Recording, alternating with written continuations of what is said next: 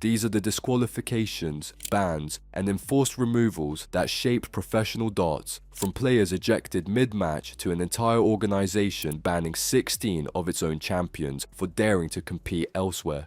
Some were deserved, some were absurd, and at least one restructured the entire sport for the next 3 decades. Darts carries a disciplinary history unlike any other professional sport.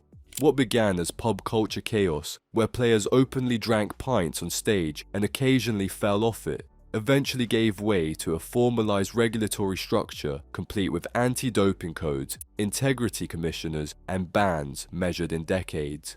That gap between the two worlds produced some of the strangest moments in competitive sport, and we're going through all of them. Adrien Lewis and Kevin Painter were playing a quarter-final at the PDC Open Holland Masters in Shidam, Netherlands, and they were deep into the deciding set when their argument escalated badly enough that security had to physically remove Painter from the arena. Tournament director Tommy Cox disqualified both men on the spot, and Colin Osborne collected a bye to the final without playing another match. 2 players ejected from a live professional darts match simultaneously had never happened before at the PDC level, and the Darts Regulation Authority made sure the penalties reflected that.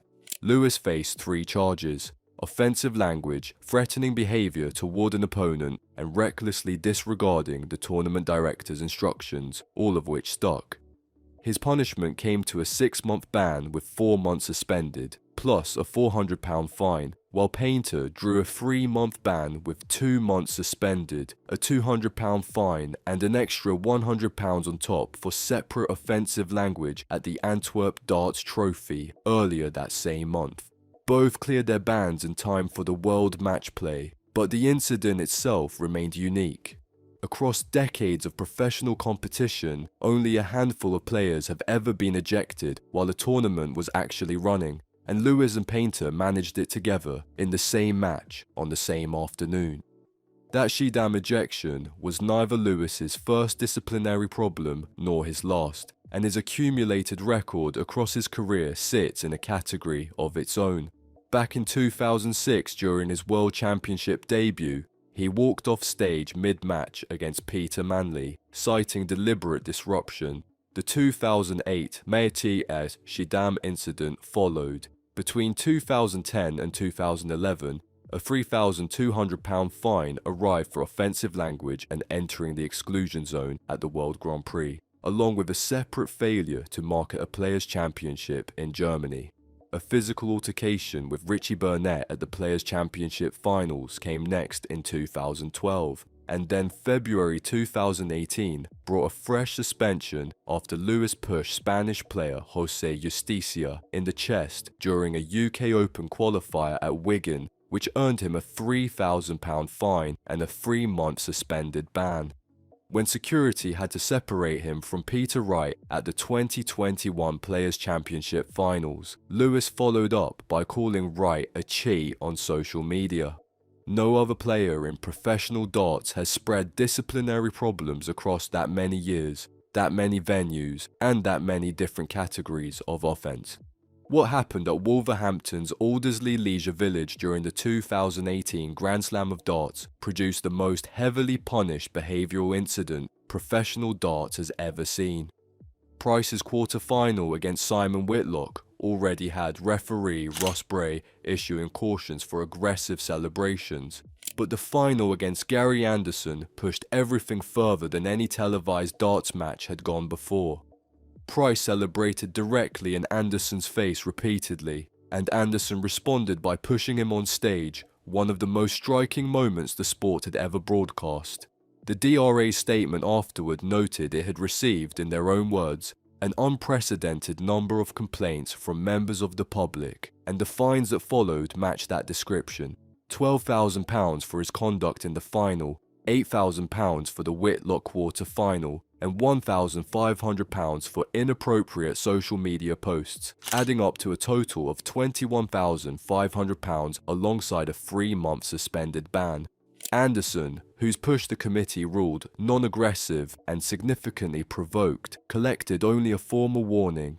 Price appealed and got his fine reduced by £10,000, but the disrepute finding stood, and £21,500 remains the largest single DRA fine in the sport's history. This one never became a formal disqualification, but it generated more lasting controversy than most things that did.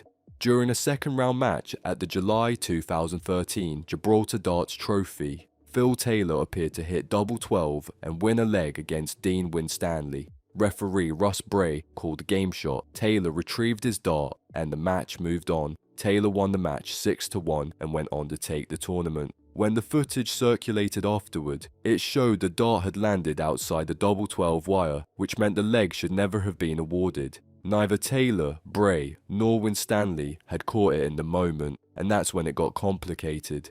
Eric Bristow, Taylor's former mentor, told the press plainly, "The player knows if it's not in and has to declare it. You don't want cheats."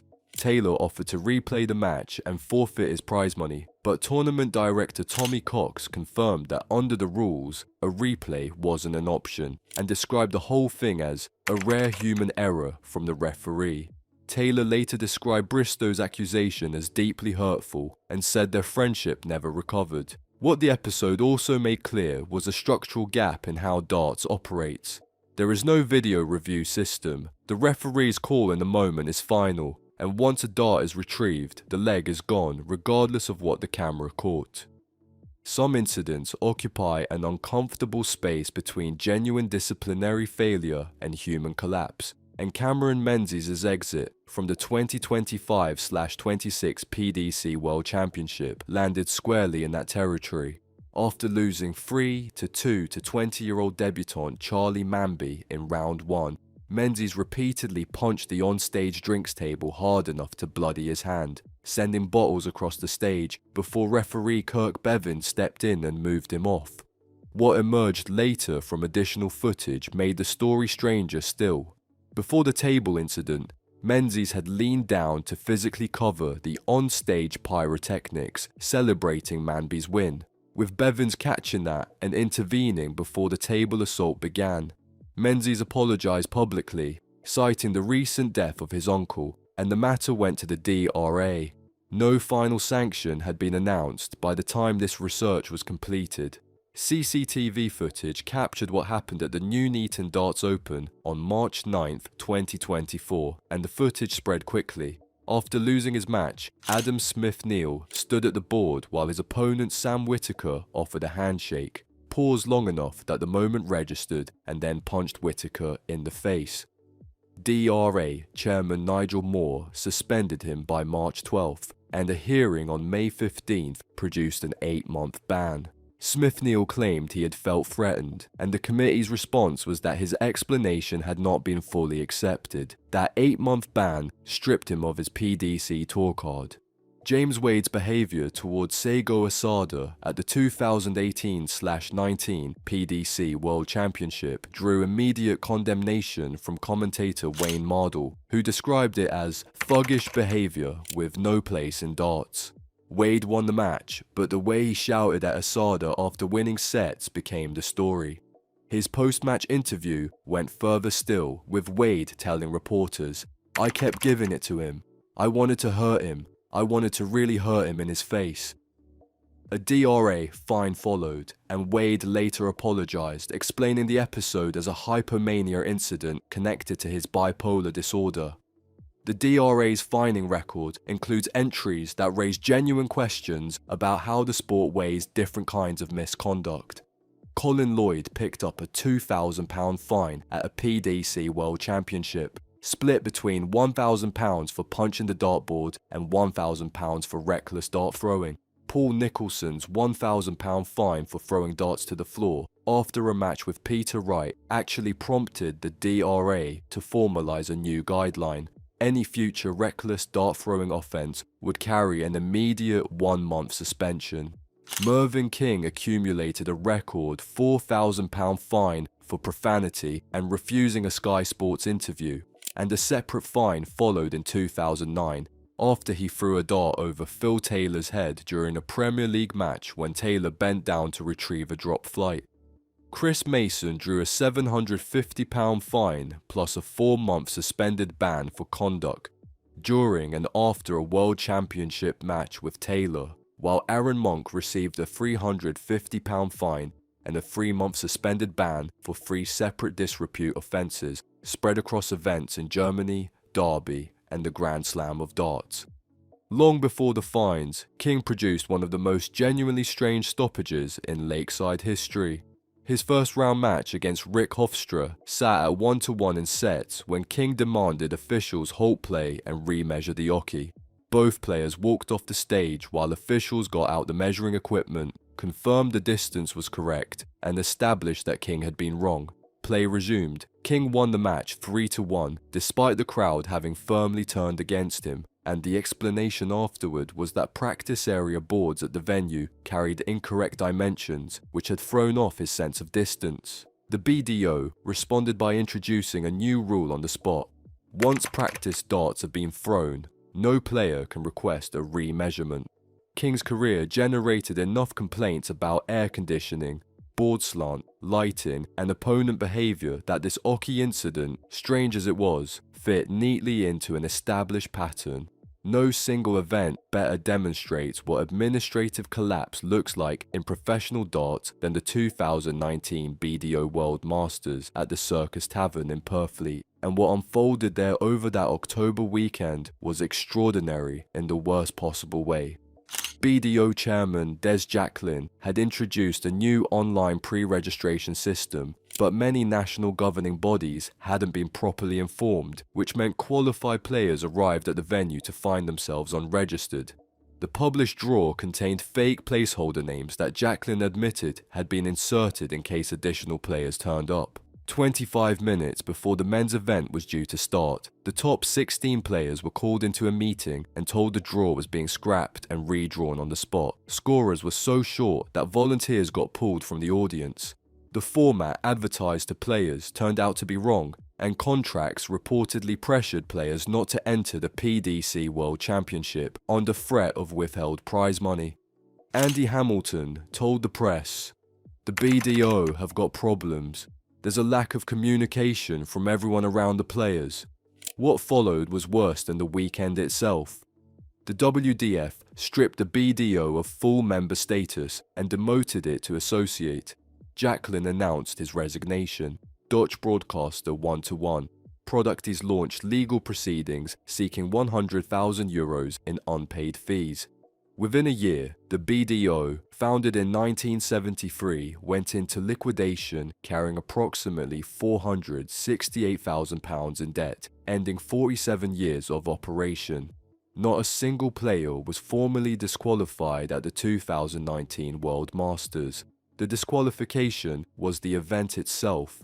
Professional darts introduced anti-doping testing relatively recently, and the results have revealed a pattern consistent enough to say something definitive about the sport's drug problem. The earliest documented case involved Dutch player Ko Stompe around 2001, who tested positive for cannabis from a joint he said he'd smoked at a party weeks earlier. Whether a formal ban ever applied remains disputed, with Stompe later claiming no suspension was imposed due to a jurisdictional argument about which federation held authority over him. Richie Burnett, the 1995 BDO World Champion, tested positive for a cocaine metabolite on November 3, 2014, at a PDC Grand Slam qualifier in Wigan and received an 18-month ban from all sport. Kevin McDine tested positive for the same substance on November 27, 2017, at a World Championship qualifier in Milton Keynes, drawing a 2-year ban. Dom Taylor's situation became the most severe of all. A previous failed test at the November 2024 Players' Championship Finals had already earned him a ban that was reduced after he demonstrated the substance carried no performance-enhancing application and completed a UKAD-approved treatment program. His second offence, cocaine and cannabis confirmed by a test taken after his round 1 win at the December 2025 World Championship, triggered a mandatory 6-month ban, the loss of his £25,000 prize money, and the loss of his tour card. Taylor's public statement afterward pulled no punches. I need to apologize for blatant lying to you all in my interview after my win against Oscar last week, as I have been lying to myself and everyone else around me. PDPA Chairman Alan Warren Little put the next step plainly. If he gets caught again, it's an immediate lifetime ban. Across all these cases, the substance is recreational, the use is out of competition, and the bans rank among the harshest penalties the sport can issue. The single biggest disciplinary threat in professional darts over the last 5 years isn't conduct or doping, it's match fixing, concentrated almost entirely within one format. The Modus Super Series, an online and studio-based competition that proved far more vulnerable to corruption than anyone had anticipated. Andy Jenkins, 54 years old, and the former 2007 PDC World Championship semi-finalist, received an 11-year ban, the longest the DRA has ever handed down. Between February 2022 and July 2023, Jenkins fixed 12 Modus Super Series matches, passed information to bettors, and placed 88 bets on darts matches himself, staking £2,438 across those bets, and walking away with a profit of £266, 11 years. For £266 in profit, Billy Warrener collected a 10-year ban for organising betting for associates and achieving, according to the DRA, a 98% win rate on targeted bets. Leighton Bennett, who had become the youngest ever BDO Youth World Champion at 13 years old in 2019, received an 8-year ban for fixing 4 Modus Super Series matches in September 2023 at the age of 18. Michael van Gerwen addressed the punishment publicly, saying, "I just think the 8-year ban is harsh. With this ban at just 18 years old, his professional darts career is effectively over." Wiesel Niemann was 19 years old and leading the PDC Development Tour rankings when a friend of his was contacted via a suspicious Instagram account with a straightforward proposition: lose 4-0 for money. Niemann agreed, deliberately lost to David Evans 4-0 on May 14, 2020 during the COVID-19 lockdown, and received a 5-year ban as a result, with 2.5 years suspended on the condition that he engage in anti-corruption education work. Niemann has since returned to competition and appeared in an anti-corruption film produced by the PDPA. Prakash Jiwa drew an 8-year ban, Jack Main was banned until December 2025, and Kyle McKinstry received suspensions for 2 separate fixing instances. What the Modus cases collectively reveal is a format that created opportunities for corruption that arena darts never had, and a group of lower-ranked players who encountered organised approaches they weren't prepared to handle.